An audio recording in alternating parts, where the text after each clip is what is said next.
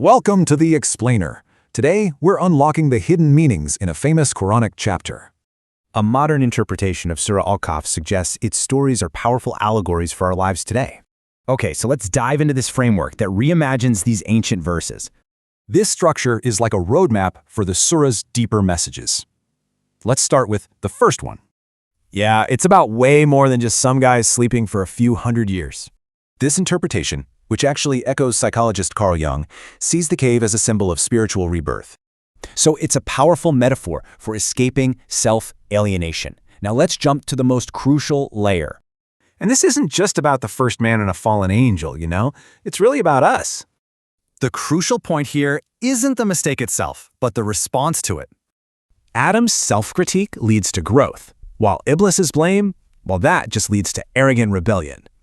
So what is Satan, according to this interpretation? It's basically the evil we internalize until it becomes a part of who we are. This completely reframes evil as a direct consequence of our own free will. Okay, now what's really interesting about this slide is the number. This isn't just a coincidence. It suggests a kind of symbolic balance. So the choice between them really defines our character. But what's the risk if we get this wrong? Well, when we externalize evil, when we blame something else, we create some pretty serious problems. It lets us say, the devil made me do it, instead of actually taking responsibility. And it's not about literally bowing. It's about a really fundamental principle of existence.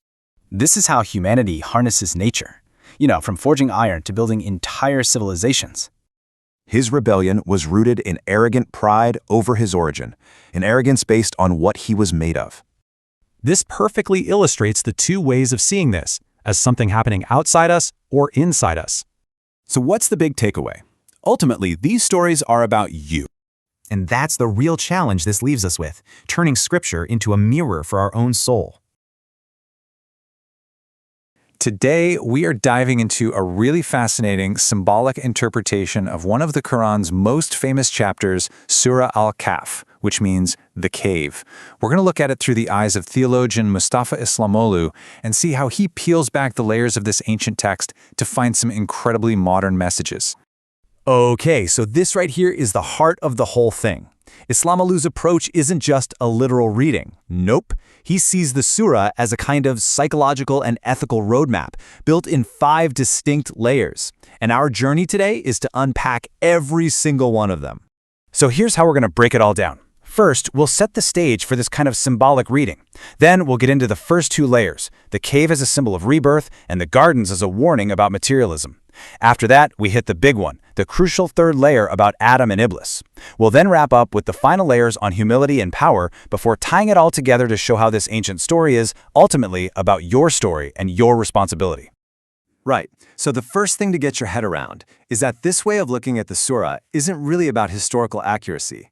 It's about treating these stories as a symbolic map for understanding the human condition, our inner lives, our choices, and our biggest struggles.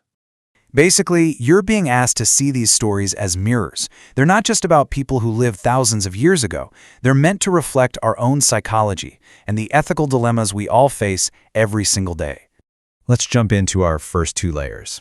These deal with 2 really fundamental human experiences, that journey of inner transformation and the very real danger of getting lost in materialism. Now, this is where things get really interesting. İslamoğlu brings in a voice you might not expect, the psychologist Carl Jung. He points out that for Jung, a cave isn't just a hole in a rock. It's a powerful universal symbol, an archetype that pops up in cultures all over the world. And that idea just perfectly captures this first layer. In this reading, the cave is like a womb. It symbolizes shutting out the noise of the world, going inward, listening to your own conscience, and basically undergoing a kind of spiritual rebirth. It's about profound personal change. The second layer then gives us this powerful contrast. The story of the man with 2 gardens, it's a parable, a warning about the traps of wealth and power. And the warning is timeless. When you have a lot, it's so easy to become arrogant and to completely forget the huge difference between owning things and being owned by them. Okay, this brings us to what İslamoğlu considers the most critical layer of all. This is where the ideas of good and evil get completely reframed, not as external forces fighting over us, but as internal choices we have to make every single day. Look closely at this comparison, because this is the whole key. Both Adam and Iblis mess up. They both make a mistake. The difference isn't the error itself, it's how they react. Adam takes responsibility. He says, "We have wronged ourselves." Iblis? He does the opposite. He points the finger, blaming God and saying, "You led me astray." It's the choice between self-reflection and blame.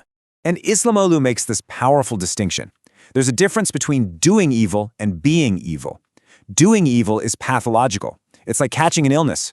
You can recover from it. But being evil is pathogenic. You become the virus itself.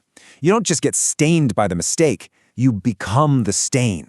And get this, here's a fascinating detail he points out. The words for angel and shaitan both appear exactly 88 times in the Quran. He suggests this is no coincidence. It's a symbolic balance, highlighting that constant, equal potential for good and for evil that exists inside all of us. Here's another interesting linguistic tidbit. The name Iblis, according to this view, isn't even an original Arabic word. It actually comes from the Greek diablos, which means slanderer or divider. It just goes to show you that this idea of a force that creates division and blames others has incredibly ancient cross-cultural roots. So the bottom line is this. Shaitan, or the devil, in this interpretation, isn't some external monster with horns and a pitchfork. It's the potential inside each of us to give into our ego, to blame others, and to refuse to take responsibility.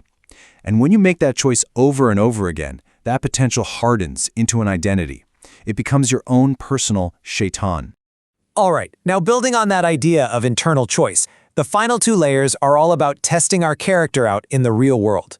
The stories here shift focus to how we handle knowledge and power, two of the biggest tests for the human ego. In the fourth layer, we see the prophet Moses meeting a wise, unnamed guide. And even a great prophet like Moses is shown to be impatient, unable to grasp the deeper wisdom behind what's happening. The lesson is just so humbling. You cannot know everything. It's a huge reminder that real wisdom starts not with what you know, but with recognizing how much you don't know. And finally, we hit the fifth layer, the ultimate test, power. The story is about Dhul-Qarnayn, a mighty and just ruler. He's given immense authority, but the theme is crystal clear. True strength is not for your own glory. It has to be paired with great responsibility, used to protect the weak, establish justice, and bring order to the world. It's the final piece of the puzzle. So, after peeling back all 5 of these layers, what's the big takeaway? Well, Islamoğlu brings it all together into one powerful, cohesive message about human agency and personal responsibility. This quote really just says it all. The idea is that our destiny isn't just pre-written. The moral lines are drawn, for sure, but every single person has the free will to choose which side they stand on. You're not assigned a role in this play. You choose your role, every day, with your actions. And this is why it all matters so much, right now. The people in the cave, Adam and Iblis, Moses and the wise man, they aren't just characters in an old book. Their struggles are our struggles. They represent our daily choices, the choice to turn inward, to resist materialism, to take responsibility instead of blaming others, and to stay humble. So we'll end on this thought. This whole interpretation really challenges us to look at foundational texts in a new way. It asks a simple but profound question. What if the purpose of these ancient, powerful stories isn't just to be believed literally, but to be understood symbolically, as a timeless guide for navigating our own inner world? I want you to try and imagine a conversation that somehow attempts to seamlessly connect the psychoanalytic theories of Carl Jung, 37,000-year-old headless Paleolithic Venus figurines, and like the 4 billion-year evolutionary history of bacteria. Right, which sounds like a completely random assortment of things. Oh, it gets better. You also have to weave in the structural mechanics of quantum fields, and to top it all off, a highly durable ancient cheese. A durable cheese, yeah. It sounds like an exercise in, I don't know, academic surrealism, honestly. Totally. But to actually weave disciplines that span from paleontology all the way to theoretical physics and, ancient linguistics, it requires a framework that looks way past the surface of these fields. You have to focus entirely on their underlying mechanics. And that is the exact intellectual architecture of the material we're diving into today. Welcome to a brand new deep dive. We are looking at a really multi-layered lecture by a thinker named Mustafa İslamoğlu. And he uses this ancient text, specifically Surah Al-Kahf, which translates to the cave. Right, the cave. But he doesn't use it as like a piece of static theology. He uses it as a map of the human psychological condition. Which is a huge distinction. It really is. He essentially strips away centuries of accumulated dogma to expose this universal substrate. Mm. And he establishes why we even need to do this with an incredibly modern and honestly pretty prescient anecdote about a listener in London named Abdulaziz. Yes, the interaction with the large language model. Yeah. It perfectly isolates the exact cognitive trap the lecturer is trying to dismantle here. It really does. So for context, Abdulaziz fed a transcript of one of the speaker's previous lectures into an AI program. And he asked the software to, transcribe it, summarize it, and basically critique the discourse. Like a lot of people are doing these days with AI. Right. But the software returned a highly reprimanding output. I mean, it authoritatively scolded the speaker, insisting that, well, he had promised his audience 5 distinct points, but he completely neglected to deliver points 1 and 2 and just jumped straight to the third point. The ultimate irony being that the first and second points were explicitly detailed in the original material. Yes, you were right there. The language model basically suffered a structural hallucination. It failed to process the sequential logic of the transcript, fabricated a flaw out of nowhere, and then, this is the crazy part, weaponized that fabricated flaw to critique the speaker with absolute, unflinching linguistic certainty. It simulated competence so well. I mean, if you were just a passive observer reading that AI output, you might immediately assume, oh, the software is correct. The human lecturer just lost his place and forgot his own points. Exactly. And the source uses this AI hallucination to point out a much older, deeper human vulnerability.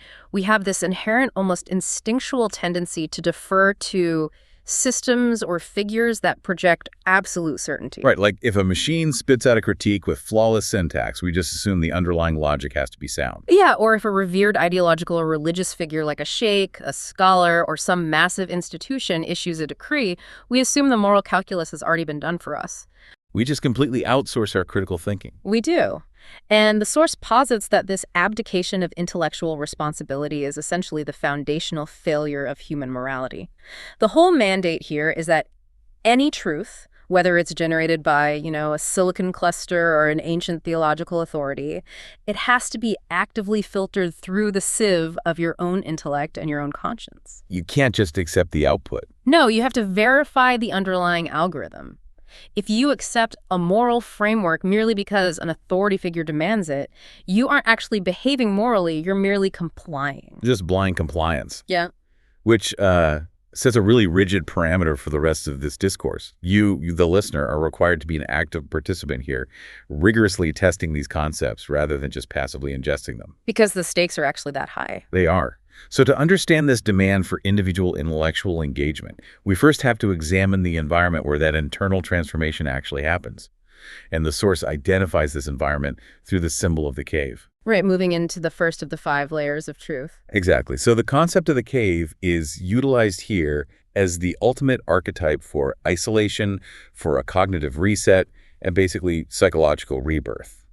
And the lecturer integrates the work of Carl Jung to contextualize this. Which is fascinating because Jung's analytical psychology relied heavily on this concept of the collective unconscious. Right, the idea that certain symbols and narrative structures are just hardwired into human neurobiology. They're totally independent of cultural transmission. Yeah, and Jung didn't just arrive at this through purely academic abstraction sitting in a room somewhere. He conducted extensive cross-cultural analyses. He observed indigenous populations in the Americas. He traveled through East Africa, studied Eastern philosophies. He was really searching for the common denominators of human psychological development. And what he found was that the cave consistently functions as the metaphorical womb of the psyche.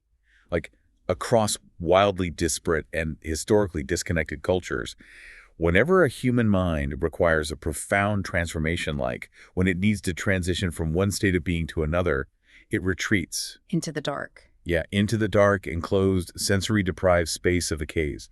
It's the necessary precursor to rebirth. And the source highlights Jung's specific analysis of this text, Surah Al-Kahf, where the narrative of these individuals retreating into a cave and then awakening in a completely transformed era is viewed not as, a mere historical or literal claim, but as a blueprint for psychological integration. It's a map. And the source also maps this onto the Epic of Gilgamesh, specifically looking at the dynamic between Gilgamesh and Enkidu. Right, the guide and the traveler. Exactly. We see this recurring narrative architecture of the initiator and the initiate. It actually mirrors another narrative within the text itself regarding Moses and the wise servant, which we'll get into later. But in all these instances, there's a necessary withdrawal from the established social order. You have to step outside the dominant paradigm to even perceive its flaws. But what's really striking is that the lecturer pushes the timeline back way further than early Mesopotamian literature or, 20th century psychoanalysis. Way, way back. Yeah, he delves into the anthropological record, specifically pointing to the ancient reverence for cave systems in Anatolia. These geological formations were treated as sacred, generative spaces. The rituals they performed at the mouths of these caves were inextricably linked to the concept of fertility, which was eventually personified in deities like the Anatolian goddess Cybele. And he traces this reverence for the generative, life-giving force all the way back to the Gravettian culture of the Paleolithic era, which is just wild to think about. The scale of time is enormous. Right. So archaeologists have identified this massive geographic belt stretching from the Pyrenees Mountains in Western Europe all the way across to the Ural Mountains in Russia. And along this entire expanse, spanning a period between roughly 37,000 and 17,000 years ago, early humans were carving these small female figurines. The Venus figurines. Yeah, usually ranging from just 2 to 12 centimeters in size, so tiny things. And the morphological consistency of these artifacts is what the source finds really critical here, because these figurines deliberately omit the head and the feet. Right, they're completely headless. Yeah. The artistic and functional focus is entirely concentrated on the maternal reproductive anatomy. They aren't portraits of specific individuals.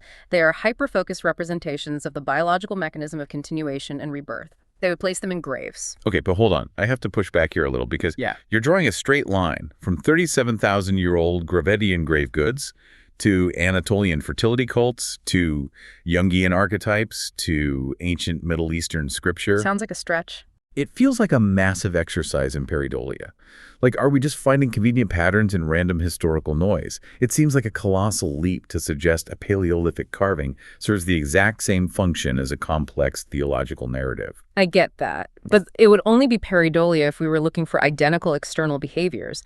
But the source is identifying a constant internal mechanism.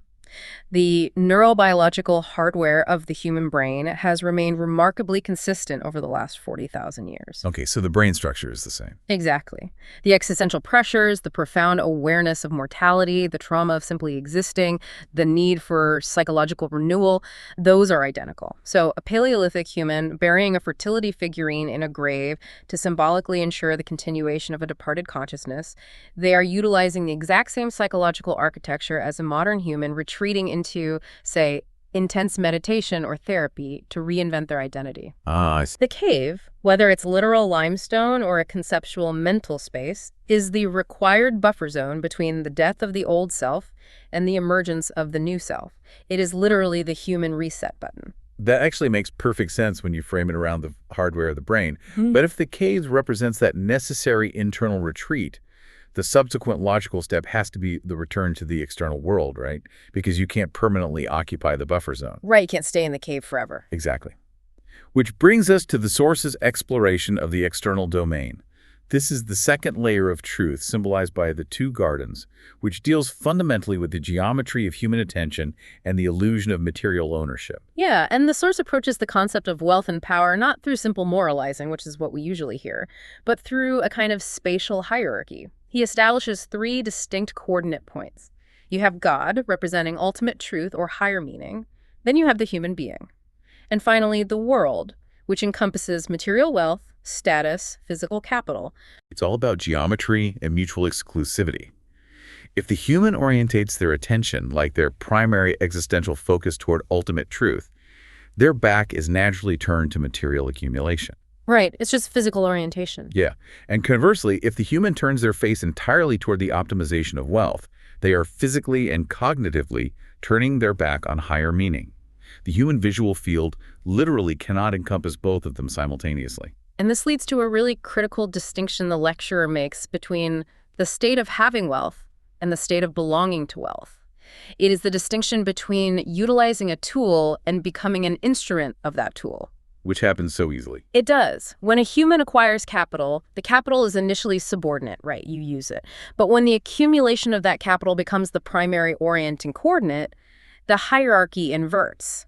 The human belongs to the wealth. The parameters of the wealth start to dictate the human's ethics, their time, their relationships. It reminds me of what we were talking about earlier, the cognitive dissonance of the Airbnb rental. Yes, the perfect analogy for this. Imagine you rent this spectacular multi-million-dollar architectural property for a brief weekend getaway. You cross the threshold, and instead of actually utilizing the space for rest or enjoyment, you become obsessively fixated on the property itself. You start acting like you own it. Right. You begin aggressively guarding the perimeter. You engage in these hostile, petty disputes with the adjacent property owners over the exact placement of a fence. Right. You spend the entire weekend maintaining the ridiculously expensive espresso machine and meticulously polishing the floorboards, utterly consumed by this delusion that you are the permanent innkeeper. And you completely forget that you are scheduled to vacate the premises in 48 hours. That analogy captures the temporal blindness the source is critiquing so perfectly. The human lifespan is just a transient occupation of physical space. The material world, these gardens, they are just temporarily assigned resources. We're just visiting. Exactly. Worshipping the object accelerates the process of your own objectification.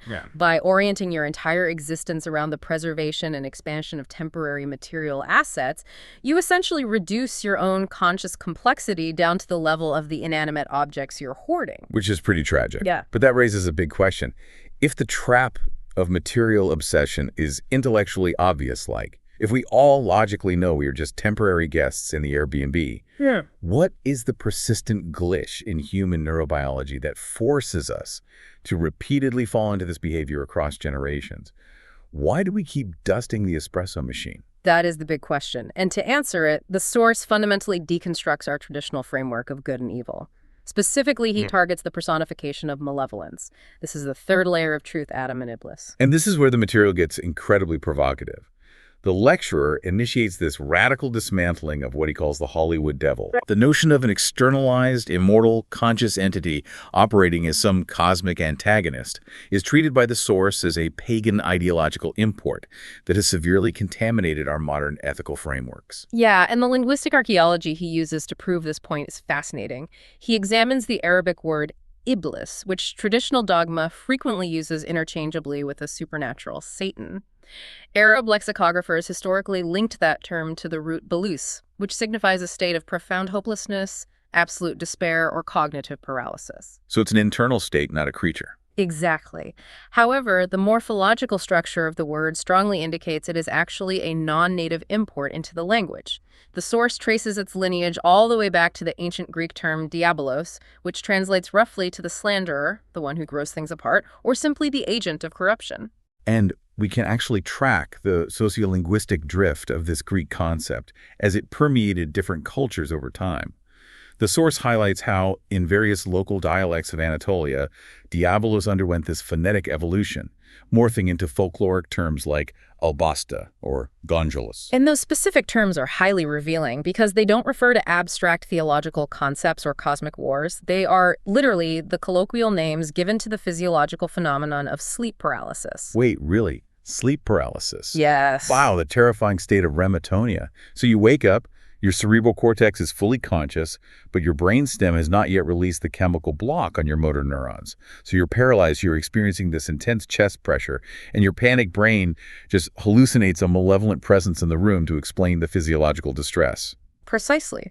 And for millennia, human beings who lacked any understanding of neurochemistry interpreted this terrifying biological glitch as a literal demon sitting on their chest. The source uses this etymological evolution to demonstrate a much broader mechanism. Humanity consistently takes its own internal, physiological, or psychological dysfunctions and externalizes them into mythical monsters. We just project our internal chaos outward. To further strip away that supernatural veneer, the source utilizes a structural analogy from quantum mechanics, specifically the concept of antimatter. Right, bringing in physics. Yeah, looking at the Dirac equation, which demonstrated that for fundamental particles, there exists a corresponding antiparticle with the exact same mass but an opposite charge. So protons have antiprotons, electrons have positrons, and if they interact, they completely annihilate one another. The lecturer applies this exact symmetry to human morality, stating explicitly that Iblis is the antiparticle of the human being. The term does not denote a separate, non-human species engaged in some celestial rebellion. It is a categorization.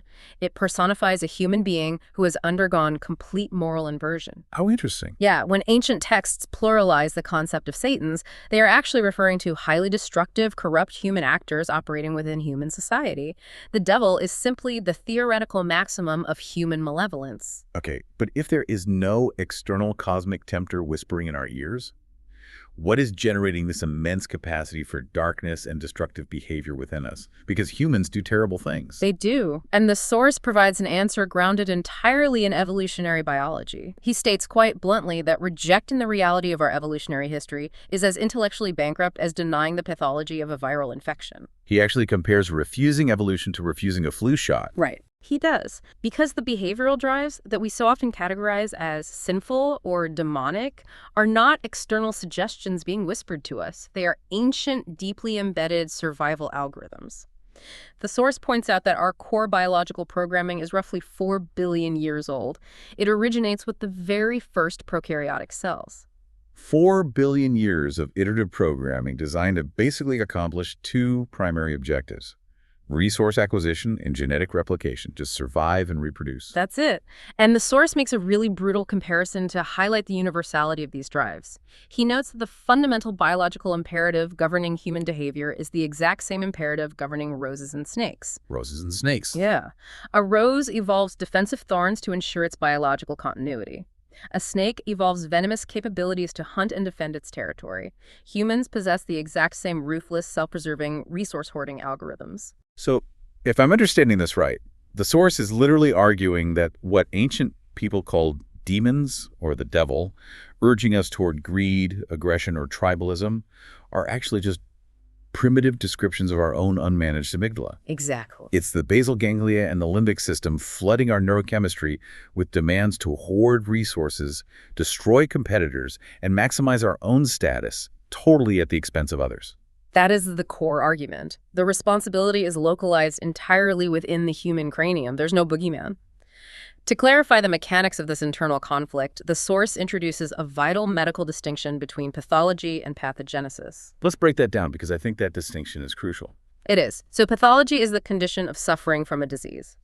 A human committing a destructive or selfish act is in a pathological state.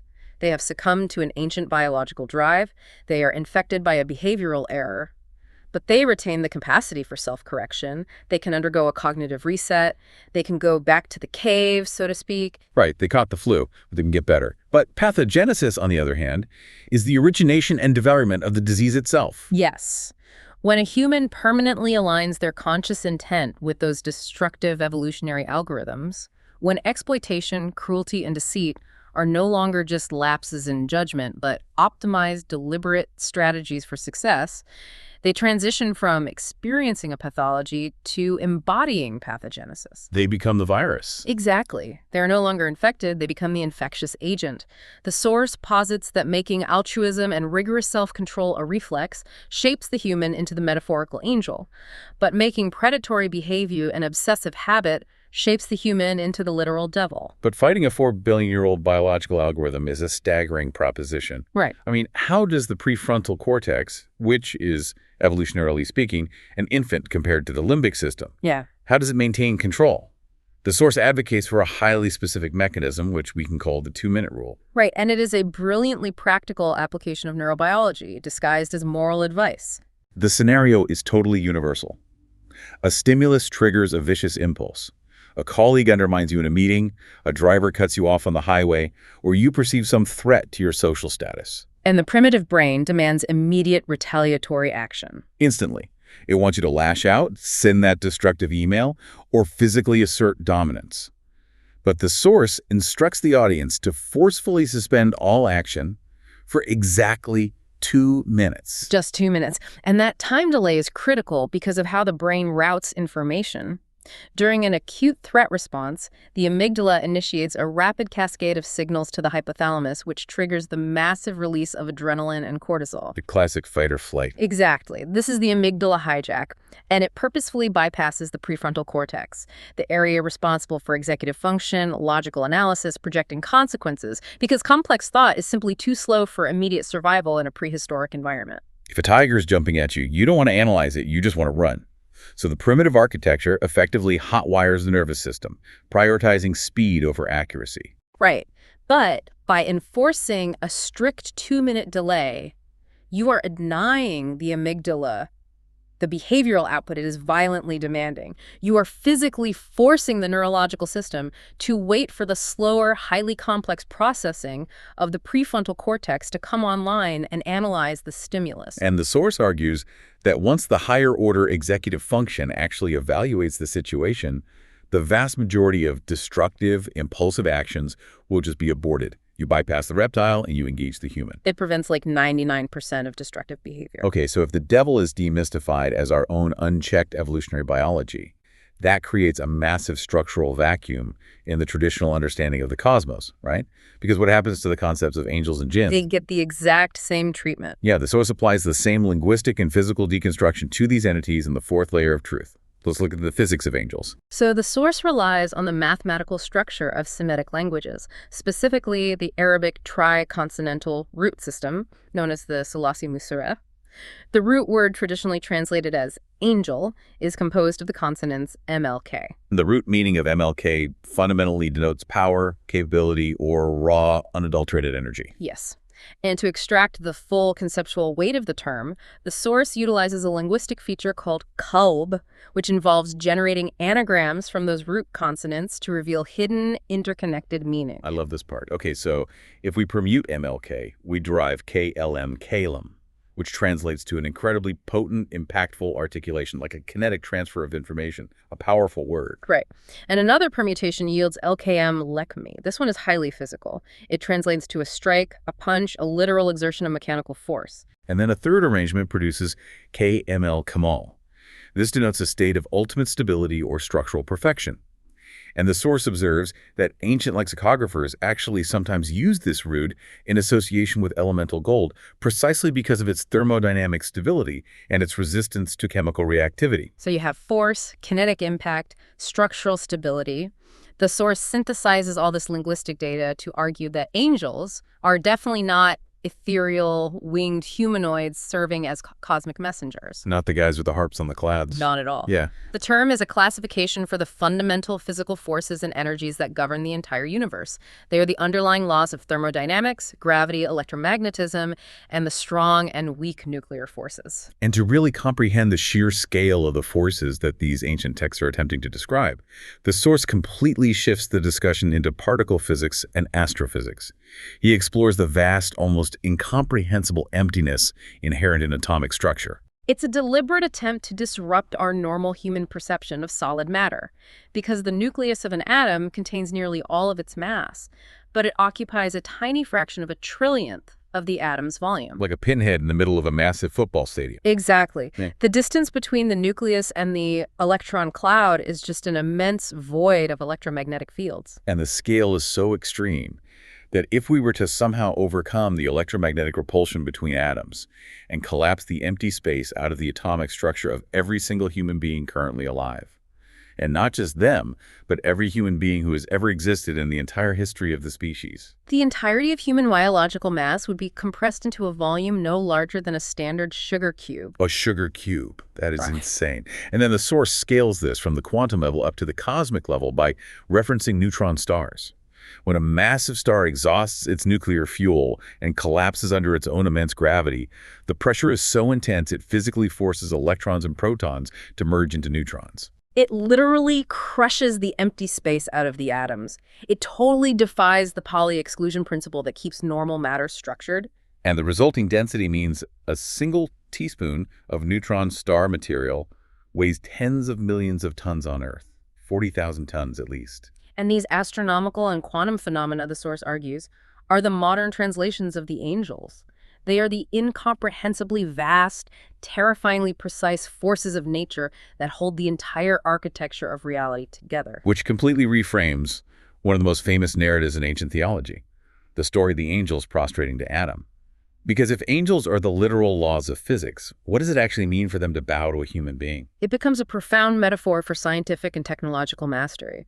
The laws of nature do not possess free will, right? They operate with absolute deterministic precision. Right. So prostrating to human beings describes the threshold where human intellect finally cracks the code of the universe. When humanity understands the physics of thermodynamics, the angel of fire submits to our will, allowing us to extract iron and forge tools. Wow. When we comprehend optics, we bend light through glass to correct our vision. When we map aerodynamics, the immense force of gravity submits to the geometry of an airfoil, allowing thousands of tons of metal to achieve flight. The fundamental forces bow to the intellect that learns how to harness them. That is such an empowering way to look at it. But okay, having mapped angels to physics, the source then has to address the sociological phenomenon of jinns. Because popular culture has heavily distorted this concept, basically transforming them into supernatural wish granters like genies or invisible malevolent spirits. Right. And the source strips away that mythology by examining the binary sociological categorization of early Middle Eastern cultures. The term for human, inzes, shares an etymological root with concepts of familiarity, intimacy, and that which is observable or local. Ins represents the known community, the locals, the observable society. Conversely, the root of gen relates to that which is concealed, hidden, or foreign. It was simply a functional sociological category used by nomadic and tribal societies to describe strangers. Just foreigners. Yeah, individuals from unknown territories or foreign entities operating outside the established social contract. The source points to actual historical records where travelers entering unfamiliar territory were advised to identify themselves as being from the jinns, which was just a declaration that they were foreigners seeking peaceful passage, not some crazy claim of supernatural origin. I'm a foreigner, don't shoot, basically. But human societies clearly didn't maintain that rational sociological definition. Over the centuries, we mutated the concept of the hidden stranger into an invisible supernatural scapegoat. And this is where the source launches a really devastating cultural critique. We are reporting his stance objectively here, just to be clear, as it is a very severe indictment of some traditional practices. Very severe. The source argues that externalizing malevolence into mythical creatures serves a highly specific, deeply toxic psychological function, the evasion of moral accountability. By inventing invisible entities that are allegedly capable of influencing human behavior, societies created a convenient dumping ground for their most horrific atrocities. He illustrates this with an incredibly dark historical application. In certain highly insular traditional societies, when severe, inexcusable abuses occurred, he specifically mentions cases of incest within a family structure, the community would refuse to confront the human perpetrator. Instead, they would collectively attribute the violation to the influence or direct action of a jinn. Which is just the ultimate abdication of justice. By blaming a supernatural entity, the community totally bypasses the required confrontation with the perpetrator and avoids the painful, necessary restructuring of their social dynamics.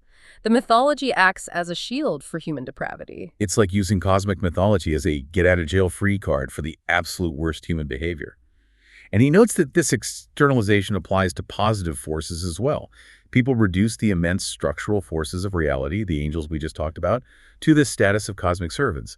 They perform rituals in this absurd belief that supernatural forces can be compelled to, clean their barns or secure them financial windfalls. Right. The source views both of these practices as catastrophic failures of intellectual and moral maturity. Which logically bridges us to the fifth and final layer of truth, the epistemological boundaries of the human mind and the fatal flaw of demanding perfection.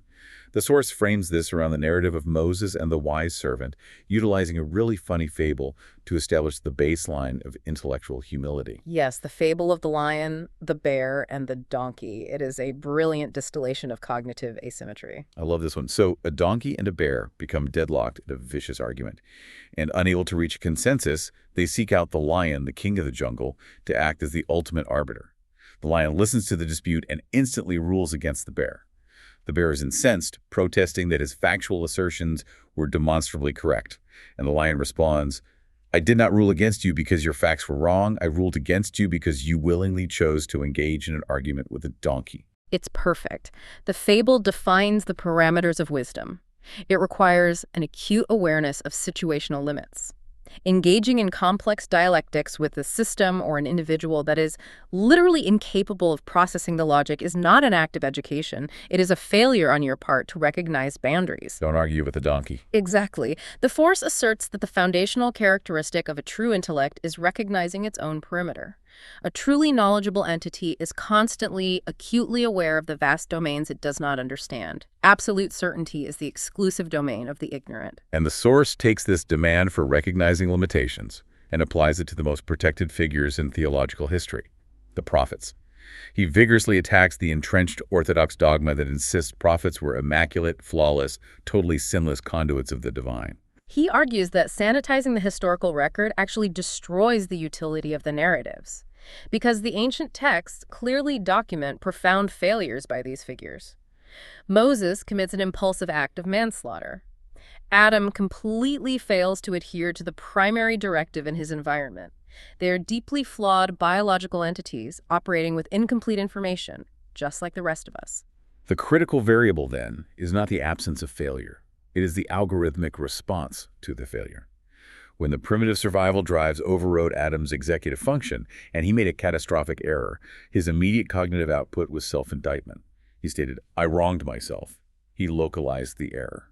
Contrast that with the archetype of corruption we talked about, Iblis. When confronted with his failure, his response was to immediately externalize the causality. He addresses the ultimate authority and says, "You led me astray. You engineered the parameters that caused my failure." The Source identifies this specific cognitive maneuver as the birth of fatalism. Fatalism is the ultimate psychological defense mechanism for a fragile ego. By attributing personal failures, cruelty, or apathy to a pre-written destiny or some predetermined cosmic plan, the individual successfully insulates themselves from the trauma of accountability. The Source aggressively dismantles the theology of predestination, viewing it not as some profound, untouchable mystery, but as a cowardly evasion of the burden of free will. And to demonstrate the historical damage caused by this kind of intellectual arrogance and fatalism, the Source points to one of the most towering figures in medieval theology, Al-Ghazali. And again, we're just detailing the Source's specific, highly contentious reading of history here. Right. So the Source examines the intellectual conflict between Al-Ghazali and the dominant philosophers of his era, brilliant minds like Ibn Sina and Al-Farabi. Al-Ghazali utilized the rigorous frameworks of Aristotelian logic to systematically deconstruct the philosophical models of his contemporaries, and he ultimately declared them heretics or infidels. He essentially used the apex tools of philosophy to construct a permanent ceiling over Islamic philosophical inquiry. He pulled the ladder up behind him. He weaponized logic to demand an end to logic. The Source presents this as a profound tragedy of intellectual hubris. It is the danger of assuming you have achieved absolute clarity, which then allows you to excommunicate anyone operating on a different analytical frequency. It loops directly back to the Abdulaziz AI anecdote from the beginning, right? The danger of projecting absolute certainty to shut down active inquiry. Let's synthesize the mechanics of this entire journey, because we've covered massive ground. We observed how human neurobiology requires the sensory deprivation of the cave to execute psychological resets.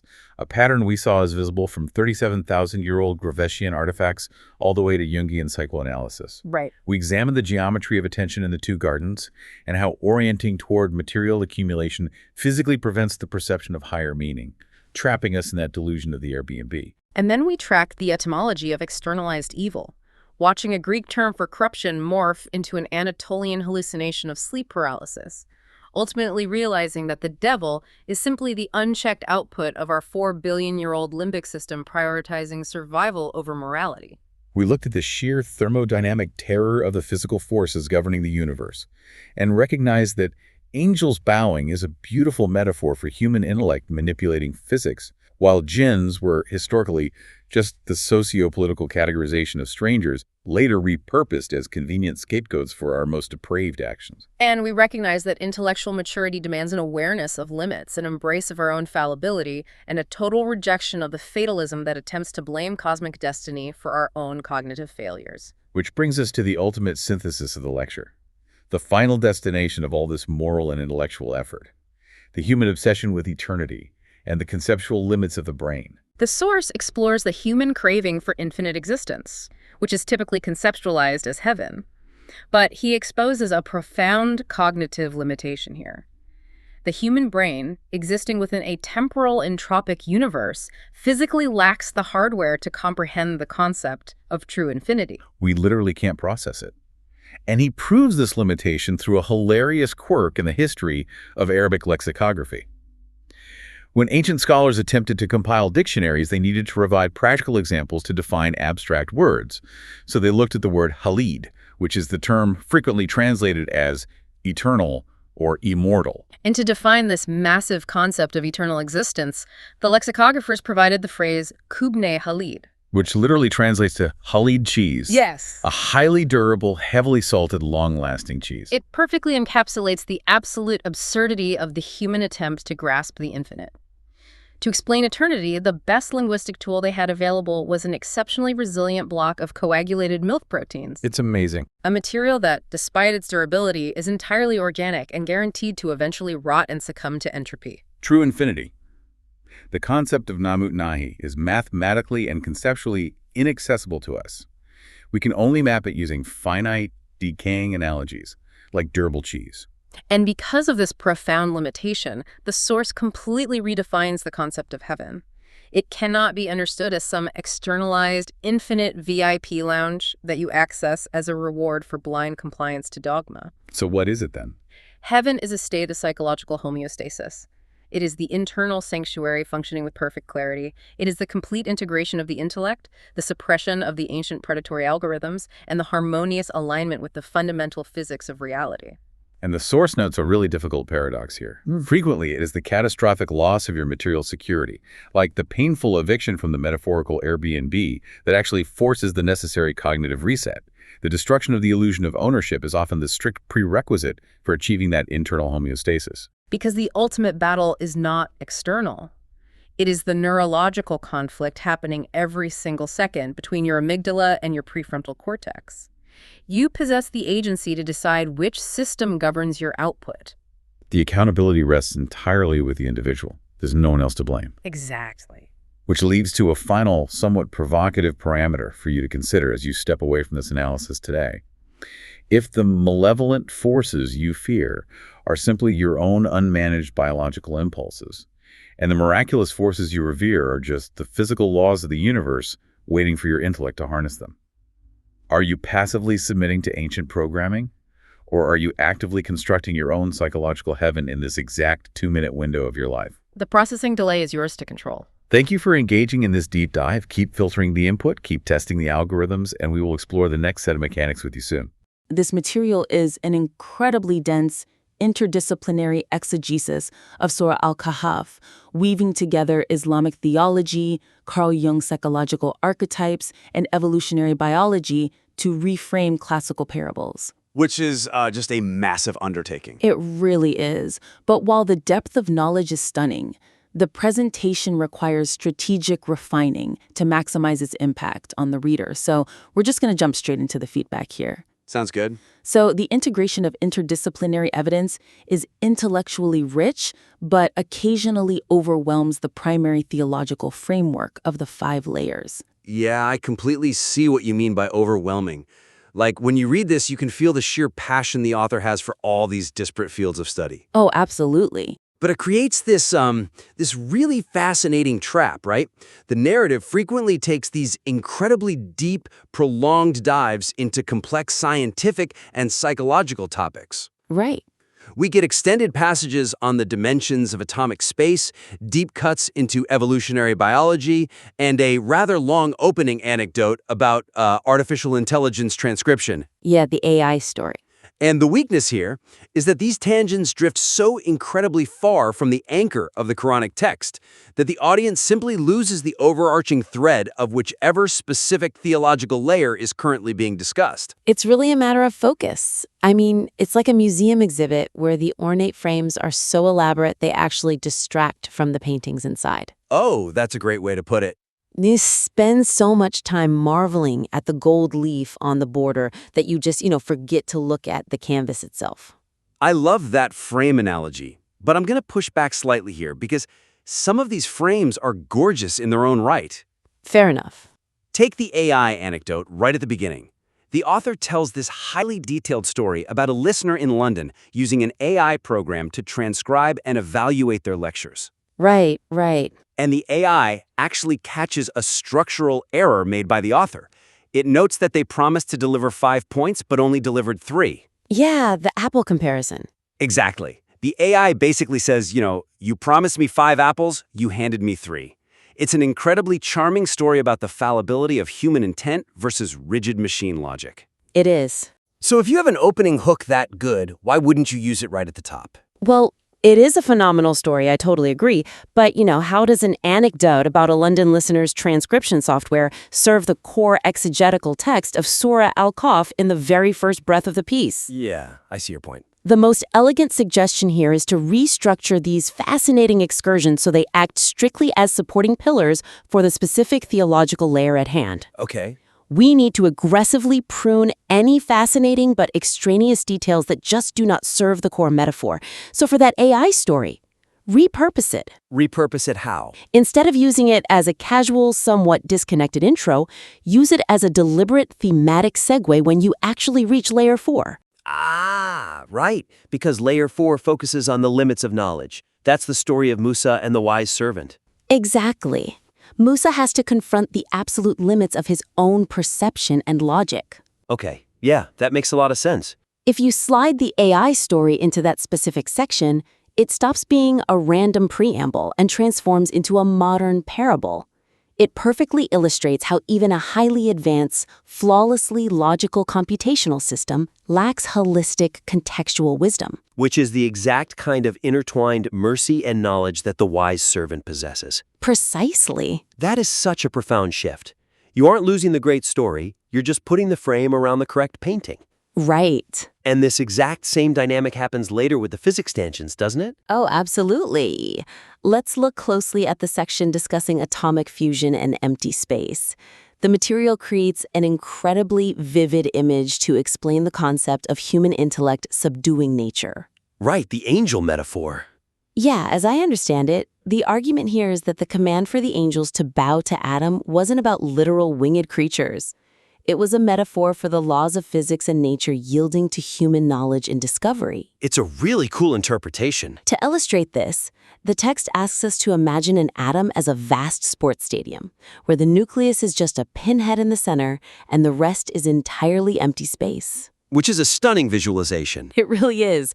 And the author notes that if you removed all that empty space from the atoms of every human being on Earth, the entire human race would fit into the size of a sugar cube. Captivated by that. I was too, but then the text just, it just keeps going. Right. It drifts away from the theology entirely and moves into the astrophysics of neutron stars, detailing how a single teaspoon of this dense matter would weigh 40 to 50,000 tons. Okay, I see where you're going with this. Because I was fascinated by the physics, but I have to admit, the moment I read that, my brain immediately started trying to calculate the density of a teaspoon versus a dump truck. Exactly. Like I completely forgot we were talking about angels bowing to Adam. Precisely. So to fix this, the author needs to tightly bind this atomic space metaphor strictly to the concept of angels representing natural forces subdued by human intellect. So, cut the extra math. You must cut the extraneous statistics about the weight of a neutron star or a teaspoon of matter. Those statistics belong in a physics lecture, not in exegesis. Yeah. When the reader starts calculating tons per teaspoon in their head, their cognitive load maxes out, and they are no longer thinking about the theological weight of human responsibility. The discipline of cutting is just agonizing when the facts are this interesting, though. It really is. And I'm guessing you're going to apply this exact same ruthless discipline to the psychological material. You know it. The author brings in Carl Jung's 4 archetypes, his global research on the rebirth motif, and connects it all to the story of the cave. Yeah. They weave in the Epic of Gilgamesh, comparing the dynamic of Gilgamesh and Enkidu to Musa and his companion, and note that the cave serves as a metaphorical uterus for spiritual rebirth. Okay, I can see what you're going for here, defending the breadth of the research. I have to! Let's see how we can strengthen this without losing its value.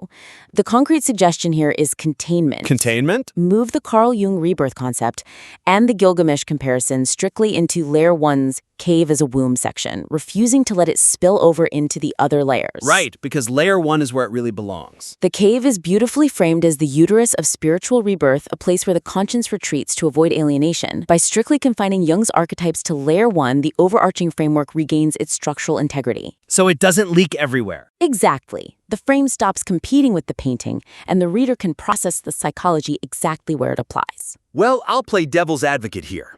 Psychological archetypes, especially Jungian ones, permeate all layers of the human experience. Sure. So why shouldn't they bleed into all 5 layers? Like, why confine a universal concept to just chapter 1? Because in a text this unbelievably dense, containment actually amplifies the impact. Ah, I see. If you let Jung spill into Layer 3 and Layer 4, you've essentially taken that ornate museum frame and glued it directly over the canvas. It creates a scattered light instead of a focused laser beam of insight. That makes total sense. And it's funny because that tendency to let things bleed over, getting carried away by a tangent, it doesn't just happen with the scientific and psychological structures. Oh no, it definitely doesn't. It actually triggers a massive issue with the emotional resonance of the piece as well. Right, moving us from the structural to the stylistic. The sudden tonal shifts into defensive polemics dilute the universal philosophical weight of the primary arguments. It really is a tonal whiplash. Yeah. You are reading these profound, transcendent concepts like defining Iblis or Satan, not as some horned monster floating in the ether, but as the internal human ego. Right. But then, almost in the same breath, the narrative plummets into these highly specific, defensive grievances against traditionalist figures like Al-Ghazali, or even worse, sectarian internet critics. Yeah, it pulls the reader entirely out of a transcendent philosophical headspace and drops them into a localized intellectual street fight. A street fight. Exactly. The Greek diabolos. It's such a strong foundation. Right? The argument is that Satan is the personification of the human ego, the refusal to take responsibility, the internal voice that justifies our worst instincts. Yes. It's an incredibly empowering, internalized theology. You are vibrating at such a high intellectual frequency. And then, suddenly, we are throwing punches at Al-Ghazali. So, a key theme running through this material seems to be the internal, psychological nature of struggle, right? Right. Yet by attacking specific critics, the author externalizes the conflict, which actually contradicts their own thesis about demons being internal. Oh, wow, that is a sharp observation. By fighting internet trolls, the author is literally externalizing their own struggle. Which is exactly what they just said Iblis represents. It's the ultimate irony of the piece. It really is. Now, to be fair to the author, you can feel the intense passion and frustration bubbling up here. Oh, for sure. When you dedicate your life to uncovering these beautiful, nuanced layers of text, and someone attacks you on social media with a superficial reading, the temptation to defend your life's work inside the text itself is just overwhelming. Totally understandable. But the suggestion here is to elevate the localized personal grievances into broader philosophical counterpositions. Keep the focus entirely on the ideas rather than the specific individuals, historical figures, or rival groups. Let's look at how that applies to the critique of Al-Ghazali. The text heavily criticizes him for declaring philosophers like Ibn Sina and Al-Farabi as infidels, Right. while simultaneously using Aristotelian logic to build his own arguments. Yeah, it's a bit of a contradiction. The text uses a very colloquial, aggressive phrase, accusing Al-Ghazali of climbing to the roof and then pulling the ladder up behind him. Okay, so Now, as an image, pulling the ladder up behind you is vivid and great, but aimed at one guy, it carries a lot of historical bitterness. Right. Okay, so what I really like about this part is the underlying observation regarding intellectual hypocrisy. It is a completely valid historical critique. Yeah. But to fix the tonal whiplash, instead of explicitly calling out Al-Ghazali's individual hypocrisy and naming names, we reframe this section as a broader, abstract critique of historical traditions that selectively employ rationality while condemning philosophy. So historicize it, abstract it. Exactly. discuss the wider phenomenon of how orthodoxies often absorb the analytical tools of their predecessors and then officially denounce those same predecessors to maintain their own exclusive authority. That sounds so much more authoritative. The pulled-up ladder metaphor is brilliant, but apply it to the tradition itself, not just thrown at one individual's legacy. It preserves the intellectual rigor of the critique, but totally removes the hostility. And we see this exact same emotional fracture when the subject turns to fatalism. Oh, yes. The text argues that avoiding responsibility by saying it was my fate is essentially adopting the mindset of Iblis. Right. Iblis blamed the Creator for his own disobedience by saying, "You led me astray." That is a towering, profound theological point about radical accountability. It's heavy. It's beautiful. The material makes a really strong case for taking ownership of one's choices by highlighting that exact dynamic. It's the conceptual peak of the section. It really is. But then the tone just shatters. The text starts directly addressing internet commenters. Yeah. It literally mimics people who complain about car crashes and blame fate, and directly addresses sectarian critics who accuse the author of denying destiny. The text even calls them fakes and liars whose religion is built on falsehoods. It feels like scrolling to the bottom of a YouTube video. Exactly. Why would you invite those people into your masterpiece? Is there a risk that focusing so much energy on defending against these specific internet detractors shrinks the gravity of the work? Oh, absolutely. I mean, when you start addressing your personal critics in the middle of a timeless discourse on human free will, you're making your own universe so incredibly small. Without a doubt. When critiquing fatalism, the author must keep the focus completely on a psychological concept of avoiding responsibility. Just stay focused on the Iblis mindset. Right. You absolutely must remove the direct addresses to internet commenters. It makes the text feel defensive rather than authoritative. The reader doesn't need to know about the author's specific online skirmishes to grasp the concept, right? No, they really don't. The concept of fatalism as an escape hatch for the fragile human ego is universal. It applies to a CEO avoiding blame just as much as an ancient king. Yeah. By elevating the tone and abstracting the grievance into a universal human flaw, you ensure the reader remains in that elevated philosophical state. They stay focused on their own internal growth rather than the author's external battles. It all comes down to focus. We've explored how indulging in these extended scientific tangents disrupts the architecture of the piece. Right. And how diving into defensive polemics fractures the tone. But what's fascinating is how these two habits actually collide to create a third, perhaps even more critical structural issue. Yeah, which brings us to pacing. Because the author spends so much energy on astrophysics and fighting internet detractors, the clock is ticking. Exactly. The disproportionate pacing leaves the promised 5-layer structure incomplete and rushes the concluding insights. Because they literally just run out of time. It's true. Because so much time is spent dissecting the origins of pagan animism, the goddess Sebal, and historical exorcism practices during the Adam and Iblis section in Layer 3. Right. The material forces a hasty sprint through Layer 4 and leads to the complete abandonment of Layer 5, which is pushed to a later theoretical date. I'm going to push back again, just to explore the author's intent here. Sure, go ahead. The text spends thousands of words tracing humanity's ancient attempts to externalize their internal struggles.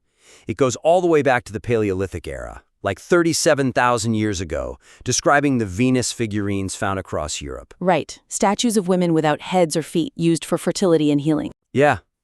And to be fair, the underlying premise is incredibly solid. Humanity has a long documented history of inventing external monsters and savior figures to avoid dealing with their own psychology. Absolutely. Doesn't the author need all that Paleolithic and Anatolian data to prove this is a fundamental human condition and not just a modern psychological quirk? Well, the premise is absolutely solid, but the execution is a pacing nightmare. Okay. Yes, it dives into the Anatolian worship of Cybele, detailing how early humans practice animism because they lack the cognitive ability for abstract thought. Right. It even brings up modern Christian exorcism practices and a specific anecdote about a political advisor performing an exorcism. It is an absolute avalanche of anthropological data. But at what cost? The cost is Layer 4. Yes. We spend so much time in the ancient caves of Europe that Layer 4, the story of Musa and the wise servant, is given a passing glance. Which is a tragedy. It really is. Because layer 4 is introduced as the realization that every knower has one above them who knows more. It is a vital lesson in intellectual humility. Okay, so how do we fix it without losing the proof of concept? Consolidate. The author needs to consolidate the historical examples of externalized mythology into a single, highly focused synthesis to ensure equitable time distribution across all 5 promised layers. So, synthesize the timeline. Right.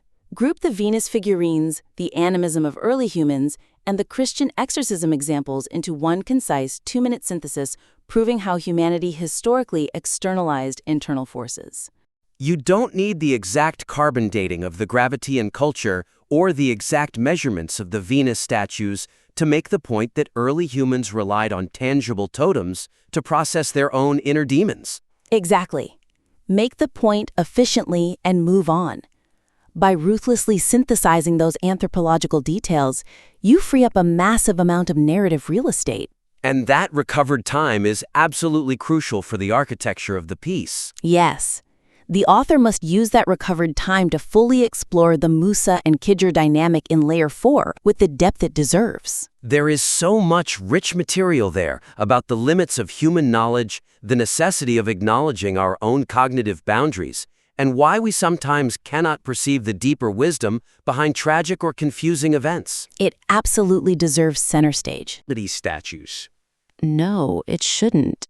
And more importantly, this restructuring completely saves Layer 5. Oh, the missing layer. Yeah. At the end of the submitted text, the author literally states that they are out of time, exhausted, and will have to leave the 5th layer to the final lesson. Which is just so frustrating as a reader.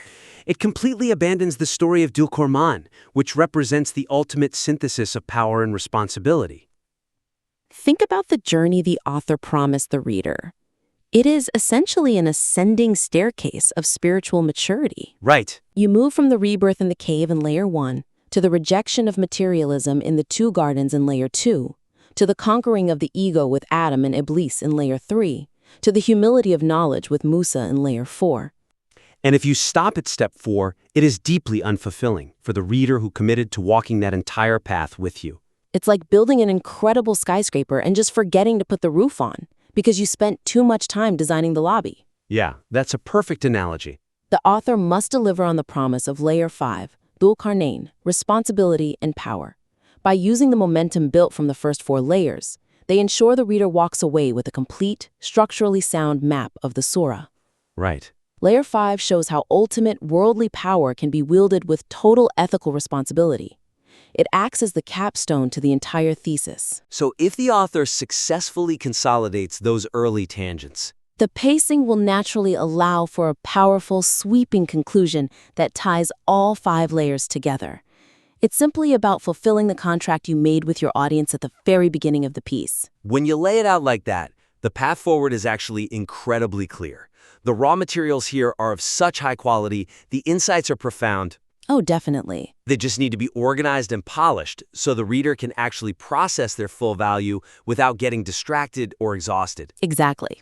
So to quickly recap the primary actions to elevate this piece, first, anchor the interdisciplinary science strictly to the theological metaphors, pruning extraneous statistics so they support the structure rather than overwhelm it. Right. Second, elevate personal polemics and internet grievances into universal philosophical counterarguments to maintain an authoritative, transcendent tone. Love that. And third, consolidate the historical anthropological tangents to ensure all 5 layers are paced evenly so the final insights regarding power and responsibility are fully realized. We would absolutely love to see how this material transforms with these adjustments. The author has a brilliant mind. Yeah, they really do. Please do implement these structural and tonal edits and submit the revised work back to us for another critique. Because ultimately, you don't want your readers staring so closely at the equations on the stained glass that they miss the light shining right through it.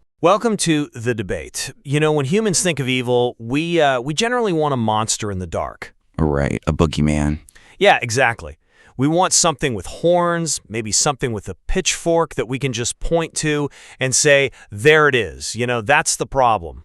It's deeply comforting, really, because it means our morality is, well, cleanly categorized as something entirely separate from us. Yeah, it creates this very convenient binary.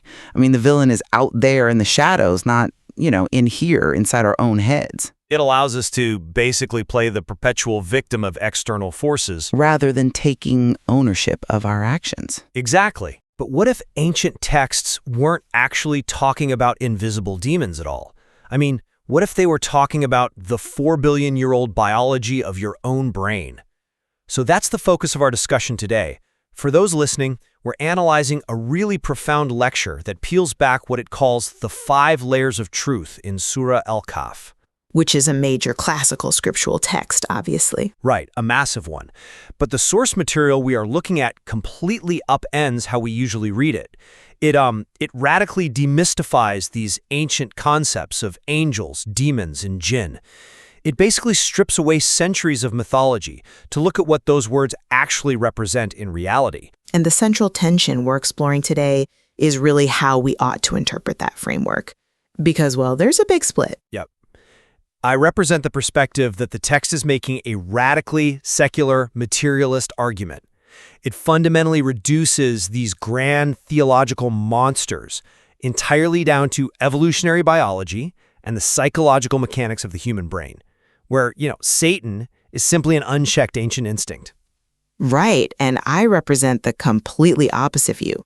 I think the text's use of concepts like antimatter or linguistic anagrams and intellectual corruption, it elevates these figures beyond mere biology. I'd argue it frames good and evil as irreducible, structural moral realities in the universe. Well, let me lay out the biological framework first, because I argue that the source material's absolute greatest strength is its unsparing realism.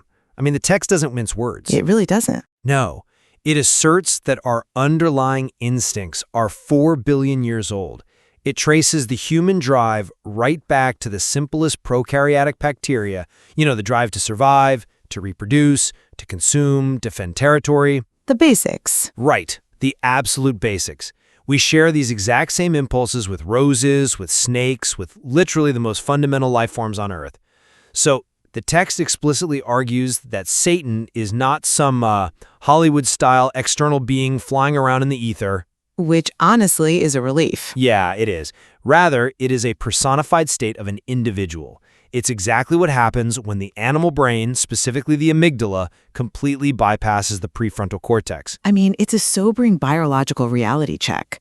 But the implication of that check is what really matters. Well, the implication is massive, because the text highlights that believing in external, independent demons is actually a relic of pagan animism.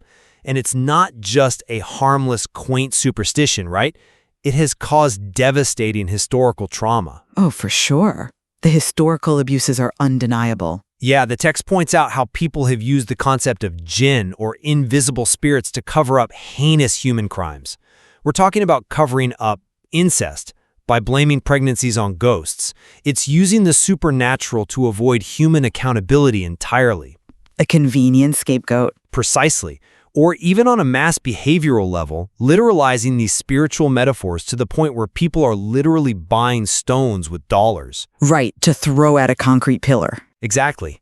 Throwing stones at a pillar during rituals, thinking they're physically fighting evil, all while completely ignoring the psychological impulses rotting inside themselves. It's a total biological reduction, and I think a deeply necessary one. Look, that rejection of superstition is totally valid. And the horror of using theology to cover up abuse is, well, it's undeniable. But you're kind of ignoring the larger ontological framework the text builds here. How so? Well, the source material offers a far more sophisticated reality than just simple biological reductionism. Think about the physics of the early universe. The text draws a direct mechanical parallel between the conflict of the human and the devil and the clash between matter and antimatter. You mean like protons and antiprotons? Exactly. Electrons and positrons. Just as the physical universe only exists because matter won out over antimatter by a tiny, tiny fraction, the text argues that human morality, our very conscious existence, really only matters because we have this microscopic, constant friction against our darker impulses. You're talking about the cosmic imbalance. Yeah. Because if matter and antimatter were perfectly equal, they would have just annihilated each other, right? You'd be left with a universe of pure, empty light. The universe only exists because of a 1 in a billion asymmetry in favor of matter. Without that foundational tension, nothing exists. Okay, but... And furthermore, look at how the text defines the core sins of the mythological figure Iblis. It doesn't define his failure as a base animal urge. His sins are arrogance, racism, the explicit claim of fire being superior to clay. Right, the material hierarchy. Yes, and fatalism, which is the audacious claim of you led me astray. These are not 4-billion-year-old survival instincts of a bacteria. A bacteria doesn't construct a racial hierarchy. True. These are highly developed, complex intellectual corruptions. Therefore, I think the text is actually framing good and evil as objective structural forces in the universe, not merely localized brain chemistry. Okay, but let's look at the actual mechanics of those choices before we just jump to cosmic structural forces.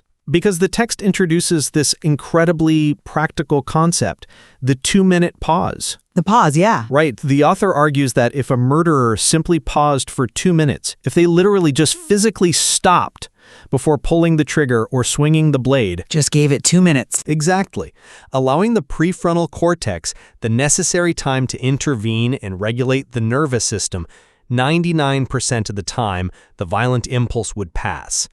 The text is literally defining evil as a failure of biological management. It calls it hot wiring.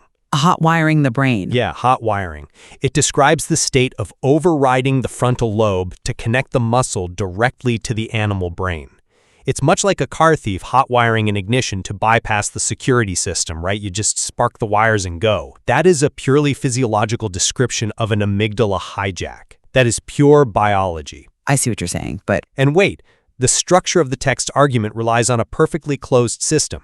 Look at the linguistic data the lecture provides. The word Satan occurs exactly 88 times in the source text. And angel occurs exactly 88 times? Right. That perfect mathematical correlation points to a closed, internal psychological system. It's like a thermostat. One side is the ancient evolutionary impulse to act the heat. The other is the intellect, the cooling mechanism, regulating it to maintain human homeostasis. You just don't need a cosmic force of antimatter to explain a thermostat. Well, but if it were just a thermostat, just a biological mechanism of heat and cooling, then all moral failures would be functionally equal, wouldn't they? What do you mean? They would just be different degrees of hot wiring. But the text draws a massive, categorical distinction in its analysis of the Adam and Iblis narrative. Both made a mistake, sure. Both experienced the failure of that so-called biological thermostat. But the divergence is in the intellect. Okay, the reaction to the mistake? Exactly. Adam engaged in self-reflection. He analyzed his failure and literally said, I wronged myself. Iblis, on the other hand, blamed the creator. He invented fatalism. He claimed it was his destiny to fall, so he wasn't responsible. Right, and the text explicitly calls Iblis the first racist because he claimed superiority based on his material origin. Racism and fatalism are not survival reflexes from the amygdala. I mean, a snake biting a threat isn't being racist, it's surviving. Fair point. To look at another being, categorize them by their material origin, construct a philosophical hierarchy where fire outranks clay, and then blame the architect of the universe for your own refusal to respect that being, that requires a deeply complex conceptual framework. I'll grant that it's complex. Yeah, it proves that what the text calls Satan represents an ideological and philosophical corruption. It's an ego-driven structural rot, not just an unchecked survival reflex. But if Satan is this complex intellectual rot, how do you explain the text's deeply secular, materialist analysis of the opposing force, the angels, because the root word for angel, MLK, represents physical power and energy? It does, yes. The text points out that the narrative of angels bowing to Adam isn't about, like, magical beings with wings submitting to a human. It simply symbolizes human intellect conquering natural, material forces. You're talking about the taming of nature. Precisely. It's about how the human mind learns to extract iron from slag. It's about how we learn to split the atom. Let's really look at that incredible analogy the text gives for the atom structure, because it grounds this entirely in physics. The stadium analogy. Yeah. The author says, if you draw a circle the size of a massive sports stadium and place a single pinhead right in the center, that pinhead is the nucleus. The rest of the stadium is empty space. It's just probability clouds of electrons. It's mind-blowing when you really picture it. It is.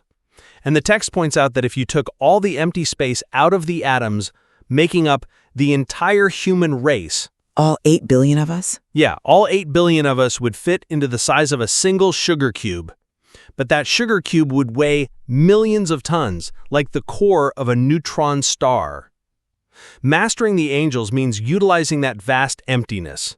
It means manipulating that atomic reality to achieve nuclear fusion. To build airplanes, synthesize medicine. So you're saying it's all practical? Entirely. It's entirely material, technological, and utilitarian. It's the triumph of the prefrontal cortex over raw nature. See, you're relying heavily on the linguistic roots of MLK, meaning raw power. But that completely ignores the anagrams the text builds on top of it. It doesn't stop at physical force. How do you mean? The text uses what Arabic linguistics calls qalb, the permutation of root letters, to blow that utilitarian reading wide open. You take the exact same 3 letters, MLK, and you rearrange them to get kalam, which means a powerful, effective word, a word that initiates reality. Okay, anagrams, sure. You also get lakimet, which is a physical strike or force. But most importantly, you get kamal, which means absolute perfection and structural stability. The text specifically likens this state of kamal to the elemental stability of gold. Wait, hold on. So the text is literally equating spiritual perfection to the chemical non-reactivity of a precious metal?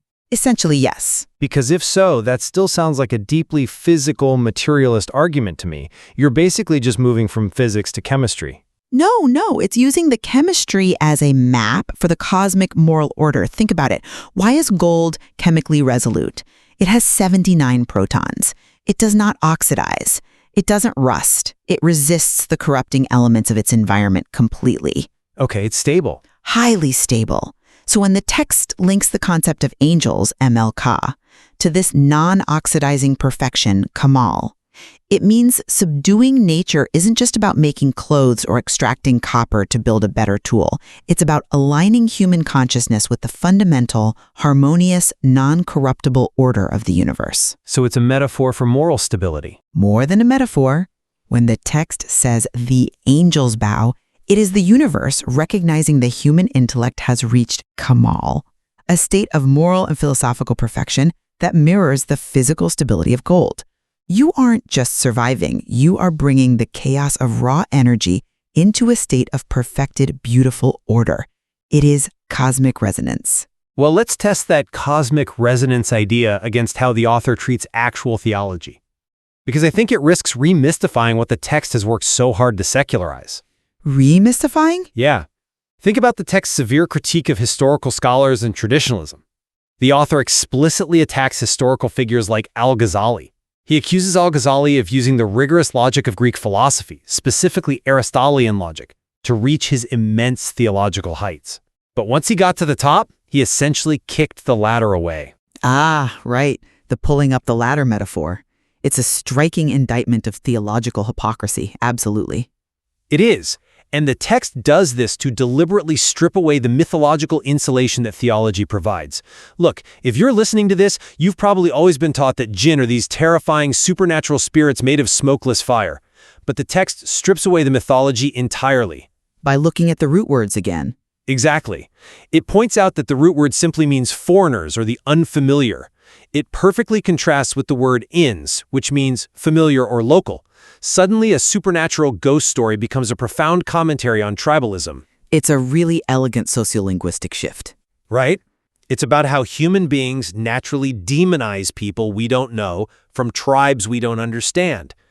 By reducing these terrifying invisible beings to simply people from another tribe, the text places 100% of the moral burden squarely on human choices. Sure. There is no mystical excuse left. There's no invisible demon making you do bad things, and no magical angel saving you. There is only your biology, your tribalism, your logic, and your choices. Look, that psychological breakdown of tribalism is brilliant. I agree.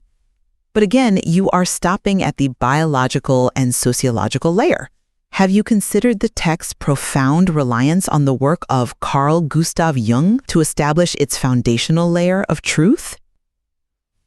I mean, Jung comes up, yeah. The author spends significant time discussing Jung's analysis of the cave.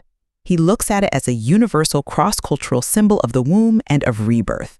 He brings in Paleolithic and Neolithic anthropology, the Venus figurines found from the Pyrenees to the Urals, to show that humanity has always, since the dawn of our species, interacted with the divine through these physical symbols. But Jung is an analytic psychologist. He's analyzing the collective unconscious. And the collective unconscious is, again, an internal framework generated entirely by the architecture of the human brain. It's still inside the skull. But the text explicitly quotes Jung saying that his entire psychological framework completely collapses without God at the center.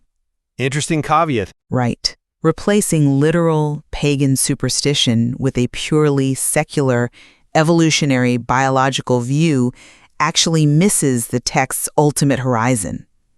The text proposes that if you choose the good consistently, that chosen goodness becomes a reflex, and that reflex literally becomes your angel. Becoming the angel. Exactly. The goal isn't just to be a highly functioning primate with good impulse control. The goal is what the text calls the walk of witnessing, where your perfected moral state transforms you into a walking heaven. You don't just manage your biology, you transcend it and participate in the divine order. But let's look at the mechanism of that transformation, because becoming a walking heaven is grounded entirely in the mechanics of habit. Habit. Yes. The text says that if evil becomes a habit, it becomes your Satan. If good becomes a reflex, it becomes your angel. That perfectly aligns with neuroplasticity. We are physically wiring our brains. You are choosing which neural pathways to strengthen. That's true. Every time you utilize that 2-minute pause, you are physically building a stronger myelin sheath around the pathways of your prefrontal cortex. That is exactly how a habit becomes an angel. Okay, but neuroplasticity is the how. It is not the why. The why is tied back to that cosmic asymmetry we started with. Why does the universe favor matter over antimatter? Why does the human soul possess an infinite desire for eternity while trapped inside a finite, decaying biological body? The existential problem. Yeah. The text points out that humans cannot even truly comprehend the concept of infinity. I mean, our words for it, like endless, or the Persian term namutanahai, are just negations of the finite. Our biology is entirely finite, yet our moral architecture longs for the infinite. That friction, that longing, it just cannot be explained merely by the survival imperatives of prokaryotic bacteria. Well, I see the poetry in that, but the danger of that infinite framing is precisely what the text warns against. When we get lost in the grand cosmic architecture, we stop pausing for those 2 minutes in the real world. You think it's a distraction? I do. We start waiting for the universe to align, or for destiny to unfold, which, as the text points out, is the exact intellectual rot of fatalism that defined Iblis. The moment we make it about longing for the infinite, we risk losing the immediate biological reality that my amygdala is currently trying to hijack my prefrontal cortex, and I need to physically stop it right now. I just don't think it's an either-or scenario. Acknowledging the cosmic scale of the moral framework doesn't negate the necessity of the 2-minute pause. It gives the pause its ultimate meaning. You don't just pause to avoid acting like an animal. You pause to assert your place as a being capable of Kemal, of that non-oxidizing golden perfection. The stakes of the pause are cosmic. Well, this has been a deeply challenging exchange. If I were to summarize my position in light of how we've unpacked this, I would conclude that the true earth-shattering power of this source material lies in its uncompromising demand for personal responsibility. It definitely demands that. By utilizing undeniable evolutionary reality, the 4-billion-year-old instincts, and razor-sharp linguistic precision, the text systematically destroys the comforting illusions of external demons. It strips away the pagan animism that let humans blame our worst atrocities, our tribalism, and our abuses on invisible spirits. It forces humans to govern their own minds, to master the atomic space between their impulses and their actions. It basically tells us that we are the sole architects of our own internal heaven or hell, driven entirely by our own biological mastery. And I would conclude that while the text brilliantly dismantles superstition and that cowardly abdication of responsibility, it absolutely does not leave us in a sterile, secular void. It replaces primitive animism with a breathtakingly vast philosophical architecture. It's definitely vast. Yes, the choices are internal, but those internal moral choices resonate with the very physics of the universe. From the unyielding stability of gold to the foundational asymmetry of matter and antimatter that allows existence itself to flourish, our moral struggles are reflections of the cosmic order. The text asks us not just to control our biology, but to elevate it until we become participants in the divine harmony. Well, it is incredibly clear that we have only scratched the surface of the 5 layers of truth presented in this material. I mean, the depth of the intersections here between anthropology, quantum physics, linguistics, and classical theology is just staggering. We invite you to continue exploring these complexities on your own, to see how the linguistic roots and biological realities shape your own understanding of morality. There is definitely much more to unearth in that cave. Indeed. So the next time you find yourself looking for the monster in the dark, looking for the horns and the pitchfork so you can point the finger away from yourself, remember the terrifying, beautiful reality this text presents. There is no monster out there. There is only the biology within us, the friction of the universe, and the choices we make. The universe is waiting to see if we will let our ancient instincts rule, or if we will pause and build a walking heaven.